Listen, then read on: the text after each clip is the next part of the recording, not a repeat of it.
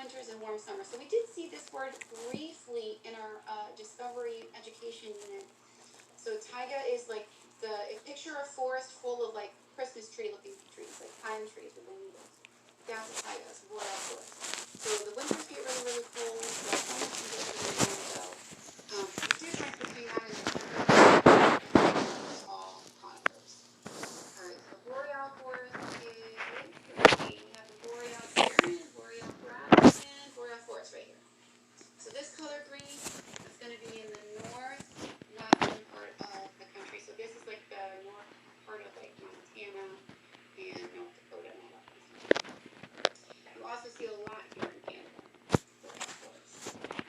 Alright, and then we're going to look at, let me scroll up here. The last one is the tropical forest. It talks about in the United States, which is a forest with a year-round temperatures between 70 and 75 degrees. Found near the equator, tropical forests include rainforests, cloud forests, which are like misty, they're moist, foggy all the time, dry forests, and other kinds of forests. We live in a tropical region, but most of the time here we have a temperate forest. There are some tropical forests here in Florida as well, so it depends on where you go. I'm not seeing, where's the color for the tropical? Okay, so it's purple. So most of the tropical forests you're going to see are here in Hawaii. All of that is purple. And then here in Mexico. Now, it also said in the reading, though, in the text, that there are some here in Florida, they're just not included on this map. Okay. Let's go on to the next section. So we're going to read a little bit more about Canada. Since Canada is located north of the continent of the United States, what do you think the climate and vegetation are like there? So the more north you go, once you're north of the equator, the more north you go, you're getting closer to the pole, right? North Pole. The closer you get to the poles, either North Pole or South Pole, the colder it's going to get. So the closer you are to the equator, which is the middle of the Earth, the warmer you get. And the further away you get, so the closer to the poles, it's going to get colder. So as you go north in Canada here, it gets colder and colder and colder. That's why you see this northern region is super icy tundra, and the bottom part still has lots of forests there. So it says you probably know that it gets colder as you go north. The cold climate means most of Canada is forests and tundra.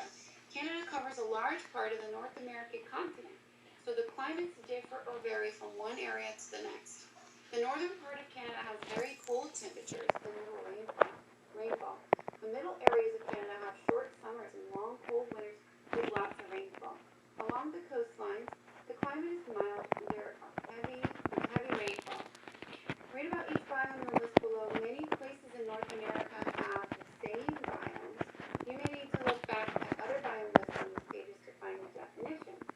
The biome map of Canada shows where each biome is found. This is where we learn a little bit more about these boreal ones. So boreal grassland are temperatures that are higher than in the boreal forest, so it's a little warmer, and it's in a flat area with lots of grass.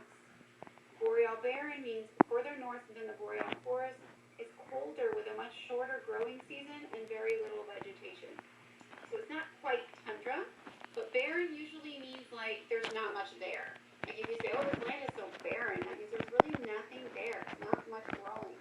So it's almost tundra-like region, but not quite cold to where it's going to be frozen year-round. Great Lakes, we know where those are on a United States map. Those are over there near Michigan. Lowlands located in the southern regions of Ontario and Quebec. Location of the world's longest deep inland waterway. So if we look, we know that Canada borders the United States right there on the Great Lakes. So these are the Great Lakes right here. And then, Canada is north of here. So it borders on the north by Canada and on the south by the United States. So on the map of Canada, this little piece will fit right in here because that's where it borders. So that is the Great Lakes area. And then, let's see what else we talked about. So the subalpine. Sub means below, like a submarine. Alpine means up in the mountains. So subalpine means low mountain areas. And then the montane region is the high mountainous areas. Let's see, what colors are those? So subalpine is going to be So that's going to be some regions here in Canada are going to be this subalpine color, this one right here. And then the montane, this is the high mountainous regions.